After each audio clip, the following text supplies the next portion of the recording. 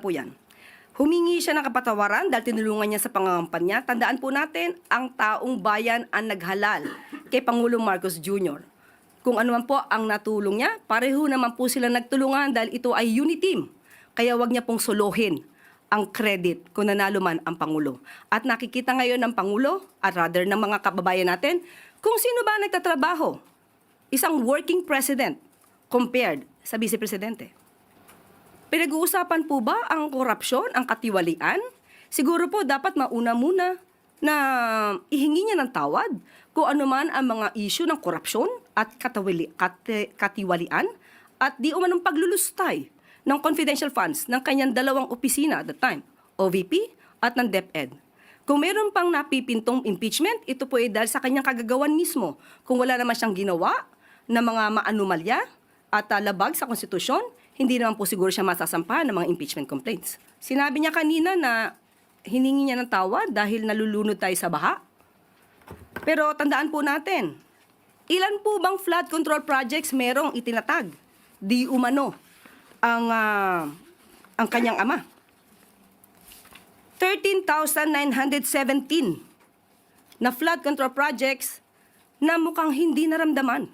Dahil kung meron 13,917 flood control projects, dapat naramdaman natin at medyo humupa ang pagbaha sa Pilipinas. Huwag niya rin pong kalimutan. Unang tanong mula kay Ivan Mayrina, GMA7. Good morning, Yusek Claire. Vice President Sara Duterte has declared her intention to run for president in the 2028 elections. What does the palace have to say about this? Good luck. Good luck. Good luck. Have you spoken to the president about this development at ano pong sabi niya? Nadinig niya po. At ang sabi niya po ay good luck. Yun lamang po. At nadinig niya po ang mga sinabi na pinagsisisihan at humihingi ng patawaran itong sa Vice Presidente. At yun nga po, may mga bahagi nga yung kanyang pahayag that the palace might want to respond to. Unang-una, if I may quote,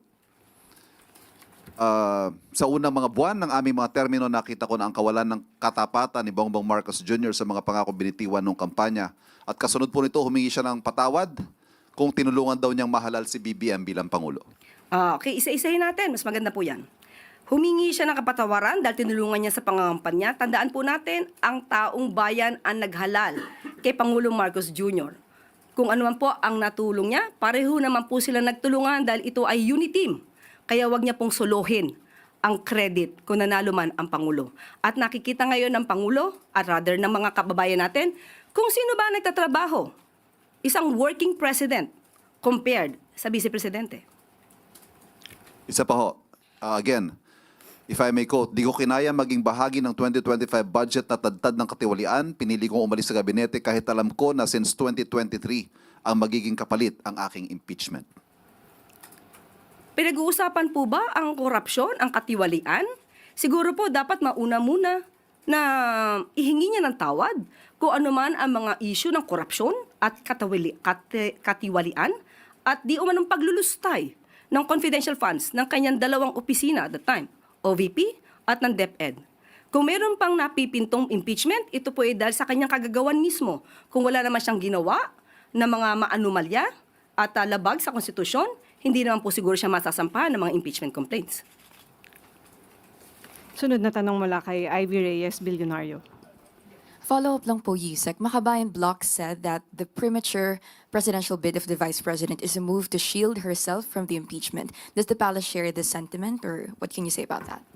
Maaari, kanilang opinion, pero dapat tandaan po natin, balikan po natin. Dahil sasabi niya, para ma-shield siya sa mga impeachment complaints.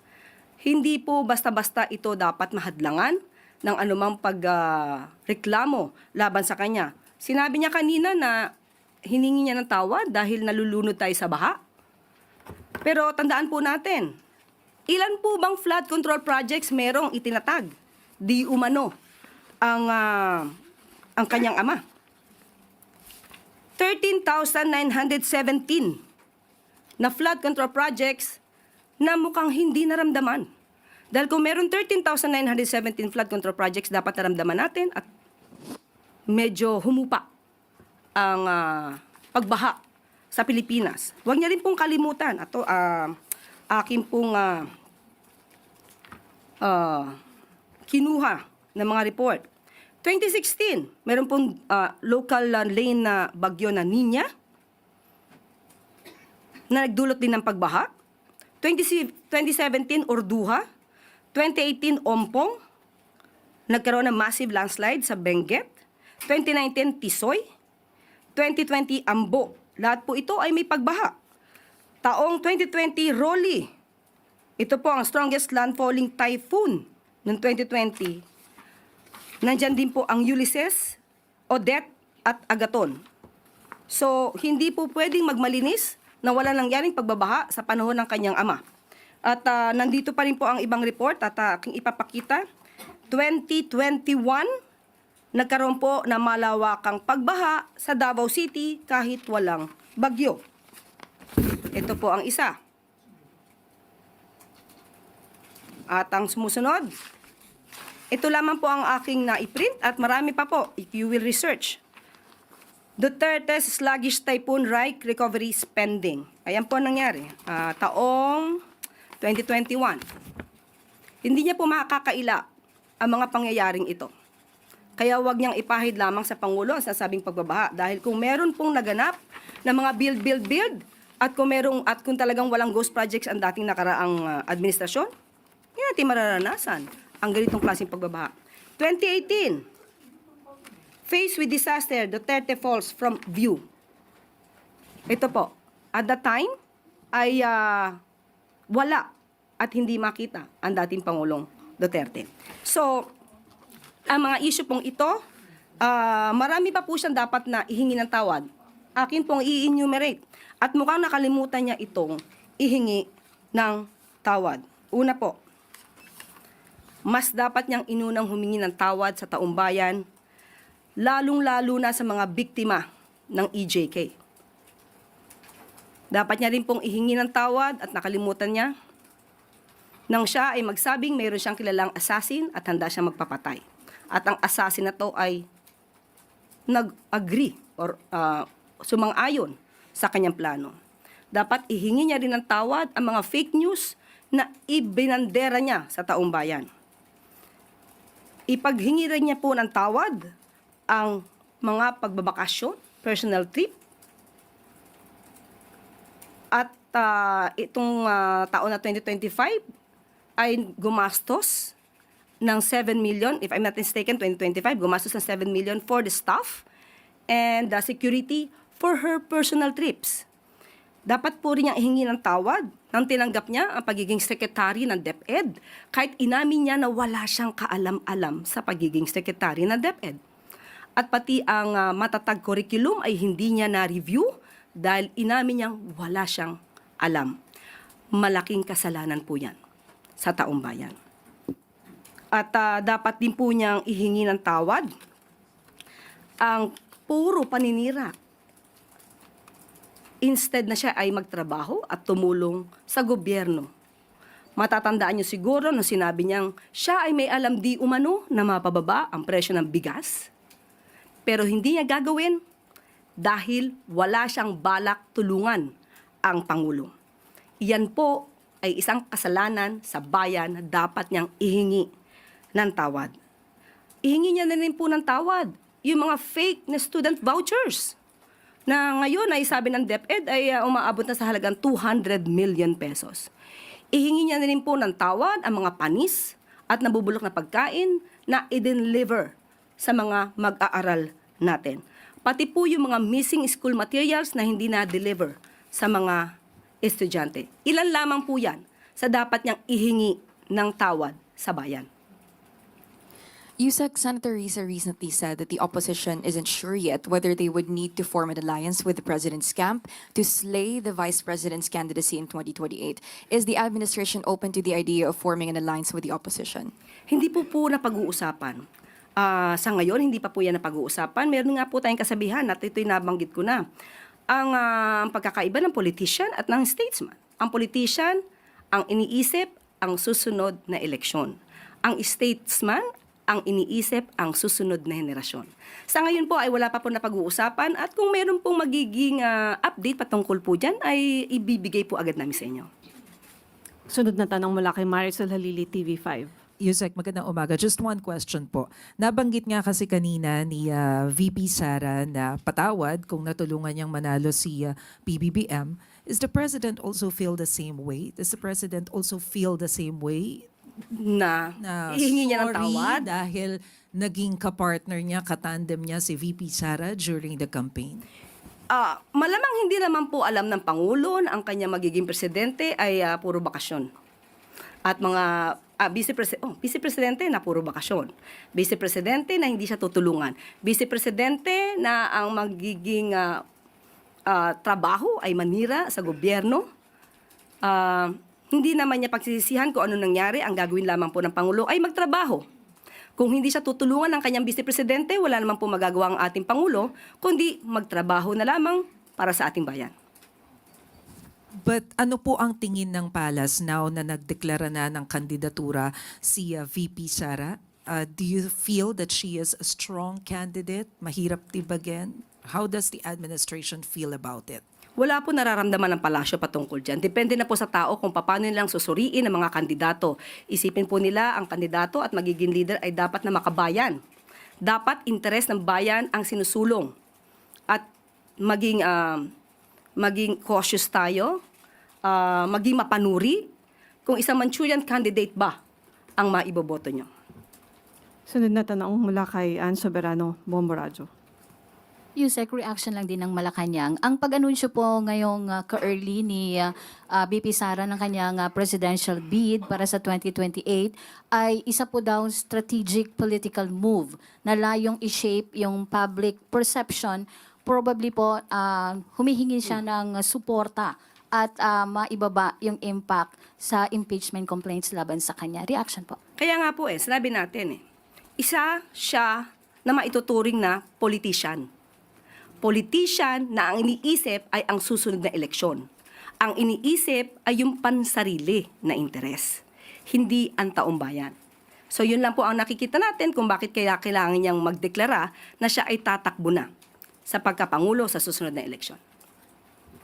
Salamat, ma'am. Sunod na tanong mula kay Samuel Madinilla, Business Mirror. Good afternoon, ma'am. Mag-follow up lang po kami regarding po dun sa na-submit ng ICI na accomplishment report kay President Marcos. Nakita na po kaya ito ni President at may decision na po ba siya kung mag-appoint siya ng new commissioners for the ICI? Inaaral pa po hanggang sa ngayon, medyo makapal po ang report na ibinigay. Pero most probably, maibibigay po agad namin kung ano mangyayari po. At kung magtutuloy-tuloy po ang ICI, ibibigay po din namin ang estado nito. Clarify ko lang, nakita na po ni Pangulo yung report. Opo, nabasa na po to at una po itong binigay sa OES. Thank you po. Sunod na tanong mula kay Left Narciso, DZRH. Good afternoon, Yusek. Ma'am, isinusulong po ni Representative Sendanya na dagdagan yung suporta sa Kalayaan Island. I understand the Marcos administration is pursuing infrastructure development sa KIG po. Kumusta yung mga proyekto doon? Sa ngayon po, nakausap ko mismo si Sec Vince at inutusan po talaga sila ng Pangulo ang puntahan ang Kalayaan Group, Kalayaan Island Group at tignan po kung anong kinakailangan. At sila po ay magmumungkahi na gumawa doon ng port at ng airway. Yung Lawak Island Shelter Port po at Pag-asa Island Airport, may pondo po ito ngayong taon. Sa ating pagkakalam, 2025 ay may pondo. Pero ang sabi po sa akin ni Sec Vince Dizon kanina ay titignan po nila para po mapatupad kung ano yung nais ng Pangulo sa KIG. Sunod na tanong mula kay Rafi Ayeng, Daily Tribune. Good afternoon, Yusek. Ma'am, tumataas po yung teenage pregnancy at sabi nga ng Commission on Population and Development, 10 to 14 years old po yung mga nabubuntis ngayon dahil na rin sa pagkahumaling sa social media. So ano po yung intervention ng Marcos government dito? Opo, kinausap po natin ang DOH at sinabi naman po nila na mayroon po daw ngayon na isinasagawa mga sex education nang naaayon sa batas at naaayon sa ating kultura. At meron din po adolescent health services na maaaring puntahan ng ating mga kabataan. Hindi po kinakailangan ang permiso ng kanilang mga magulang, maliban lamang kung may mga treatment na gagawin or may ibibigay or gamot na irerekomenda. So, libre po ito at anytime pwede po silang kumonsulta. So, maliban po dyan, inaalam ko rin po ang maaaring gawin ng DSWD at ako'y nakikipag-ugnayan sa ngayon po sa DSWD. And ma'am, napapanahon na ba? Kasi may mga lawmakers na nagsusulong na to limit the use of social media sa mga kabataan. Magandang suggestion po yan, pero kailangan aralin po. Kailangan aralin dahil ang social media naman po ay may positive, may negative na effects sa atin. Kung ito po'y makakatulong sa ating mga kabataan, pag-aaralan po ito para kung ano man ang kanilang maibibigay na suwestyon ay maaari maipatupad. Sunod na tanong mula kay Janelle Maribojoc, UNTV. Yusek, kumara po sa NBI yung vlogger na nagpakalat ng pekeng medical record ni PBBM.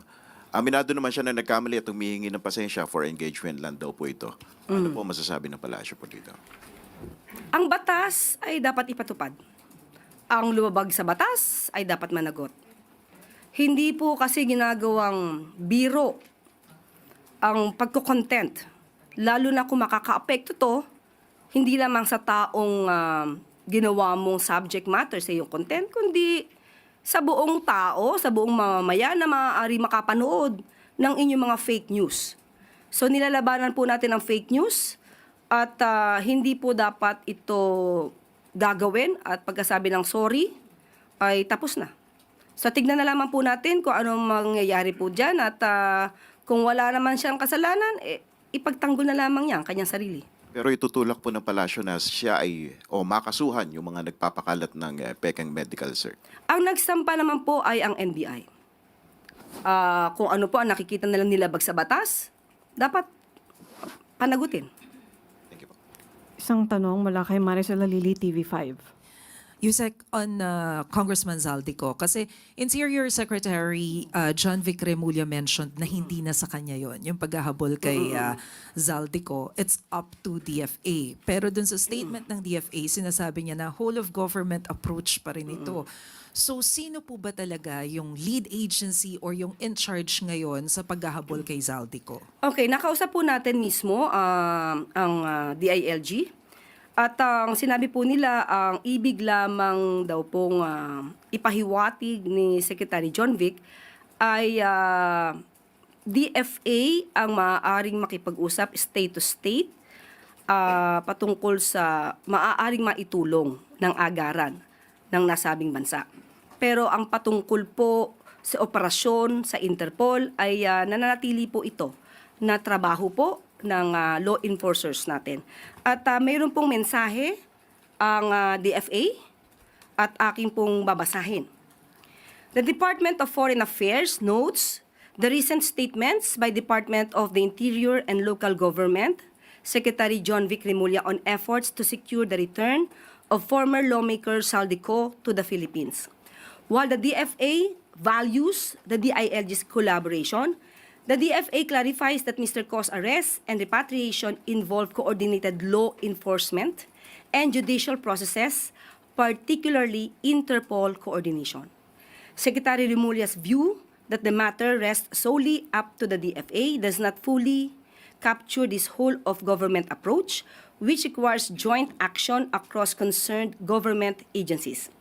The DFA reaffirms its commitment to the rule of law and ensuring that Filipino nationals facing legal accountability return to face due process. We urge the public to share any information on Mr. Co's whereabouts to support these efforts.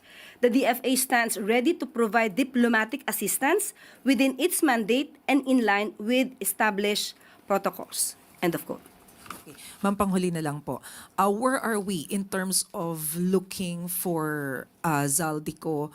Meron po ba tayong bagong detalye na nakuha? Any update? Sa ngayon ay wala pa pong naibibigay sa atin na update.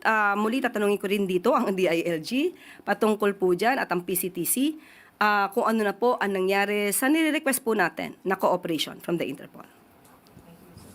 Wala nang tanong. May follow-up question si Ivan Mayrina, GMA 7. Yusek, nabanggit nyo ang reaksyon ng Pangulo kanina nung nabalitaan itong pagdeklara ni VP Sara ay good luck. Good luck. Can you describe to us how he said that? Ito po ba ay may good luck po kasi na sincere, may good luck na sarcastic? Kapag po kasi nagsasabi si Pangulo ng good luck, nakangiti naman siya eh. So, kung sarcastic to o hindi ko masasabi. Salamat po. Wala nang tanong mula sa... may follow-up ulit si Rafi Ayeng, Daily Tribune. Ma'am, update lang doon sa issue ng cabinet revamp. Meron po ba? Wala pa sa ngayon. Again, no, wala pa sa ngayon. Kasi wala pa sa aming ibinibigay na anumang information patungkol dito. Pero kapag meron po, sa amin din po manggagaling agad. Thank you. Balik sa iyo, Yusek Claire. Maraming salamat. At bago tayo magtapos, Pangulong Ferdinand R. Marcos Jr. makikipagpulong mamayang hapon para sa paghahanda ng pamahalaan para sa Association of Southeast Asian Nations o ASEAN Summit. Makakasama ng Pangulo sa meeting ang ilang mga opisyal ng Social Secretary's Office o SOSEC at Cultural Center of the Philippines o CCP. Tatalakayin ng SOSEC ang updates hinggil sa paghahanda para sa 40th ASEAN Summit shows na gaganapin sa May 2026. Magbibigay naman ng update ang CCP tungkol sa paghahanda para sa 49th ASEAN Summit shows na gaganapin sa November 2026. Maliban sa SOSEC at CCP, kasama sa dadalo sa meeting sina Executive Secretary Ralph Recto, PCO Acting Secretary Dave Gomez, PMS Secretary Elaine Masukat at iba pang mga opisyal. Ang mga hakbang na ito ay bahagi ng puspusang paghahanda ng administrasyon ni Pangulong Marcos Jr. para sa ASEAN Summit na gaganapin ngayong taon sa Pilipinas. Sa ngayon, ASEAN ready na ang Pilipinas. At bago tayo magtapos, Happy Lunar Year para sa atin lahat. Happy Chinese New Year. At ngayon po ay Year of the Horse. Ibig sabihin, it symbolizes strength, freedom, stability. So, ito po ay isabuhay natin at huwag po tayo magpaka-Trojan horse. At dito na po nagtatapos ang ating press briefing. Magandang araw para sa bagong Pilipinas.